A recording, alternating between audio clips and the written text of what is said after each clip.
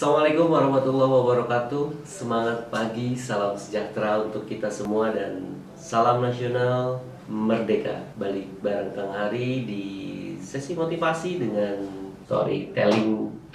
Ya, hari ini saya mau juga berbagi cerita dengan teman-teman, cerita yang menginspirasi. Ya, tentunya saya juga mendapatkan cerita-cerita dari buku-buku ya yang kembali akan saya coba ceritakan kembali pada sahabat-sahabat Rumah Kebangsaan Pancasila. Hari ini ceritanya tentang ada seorang anak kecil, anak perempuan yang bernama Sally. Sally ini baru berusia 8 tahun. Kondisinya Sally memiliki seorang adik yang pada saat itu sedang sakit keras. Tanpa sengaja Sally mendengarkan percakapan antara ayah dan ibunya yang sedang duduk mendampingi adiknya yang sedang sakit keras di kamarnya. Sang ibu kepada suaminya berkata, "Anak kita sungguh kesian kondisinya karena dia mengalami sakit yang cukup keras dan memang dia harus segera dioperasi. Tapi bagaimana kita bisa mengoperasi anak ini sedangkan kita nggak pernah punya uang?" Lalu suaminya atau ayahnya Sally berkata, "Ya memang hanya keajaiban yang bisa menolong anak kita." Mendengar percakapan tersebut, Sally, sang anak kecil yang baru berusia 8 tahun, bergegas mengambil tabungan yang dia sembunyikan di tempat rahasia. Setelah dia pecahkan, dia hitung kembali sampai nilainya, berkali-kali dia hitung sampai nilainya dia ketahui ya. Dan nilai uangnya itu sebesar 14.800. Jadi tabungan Sally ini cuma ada sekitar 14.800 dengan bongkahan recehan itu. Dan uang receh tersebut Sally masukkan dalam satu kantong plastik putih gitu dan dia ikat dan dia bergegas lari ke apotek. Sesampai di apotek, Sally yang kecil ini memaksa apoteker untuk memperhatikannya karena dia sedang buru-buru untuk membeli sesuatu yang akan dia beli. Kepada sang apoteker dia bertanya, "Wahai paman, aku ingin membeli sebuah keajaiban untuk adik." Karena si apoteker itu sibuk gitu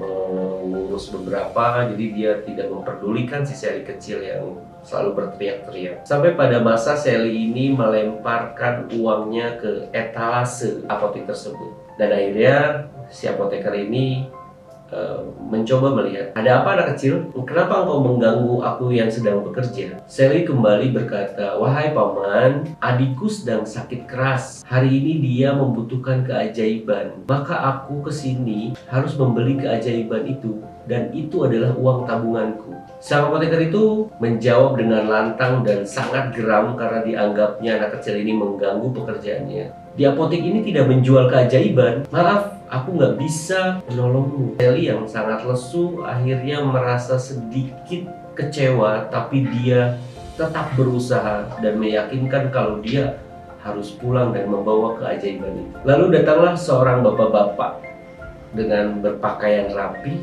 dan memperhatikan Sally yang sedang bercakap-cakap dengan seorang apoteker tersebut. Lalu bapak-bapak yang berdandan rapi itu berkata kepada Sally, "Nak, ada apa denganmu?" Lalu Sally menjawab, "Aku kesini ingin membeli keajaiban." "Kenapa membeli keajaiban?" "Aku tadi mendengar percakapan ayah dan ibuku bahwa adikku hanya bisa disembuhkan dengan keajaiban." Lalu si bapak-bapak tersebut menanyakan, "Oke, yaudah, berapa yang kamu punya uang dalam kantong tersebut?" Sally dengan membangganya dia memberikan uang yang ada di dalam kantongnya. Setelah dihitung, uangnya ada 14.800. Dan kata bapak-bapak itu, "Oke, kamu bisa membeli keajaiban. Mari antar aku ke rumahmu." Setelah diajak ke rumahnya dan akhirnya adiknya dibawa ke rumah sakit dan dioperasi.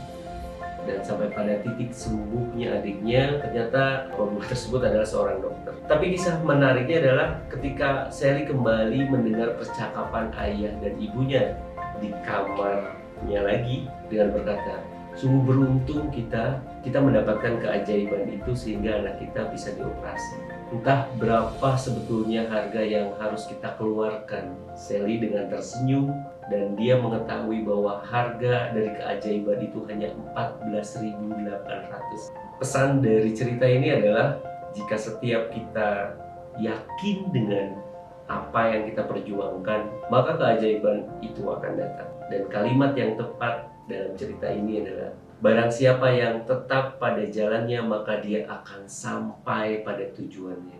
Buat kalian yang masih berjuang, masih menginginkan apa yang kalian tuju, tetap semangat, tetap yakin pada perjalanan kalian. Mudah-mudahan apa yang kita cita-citakan bisa kita dapat.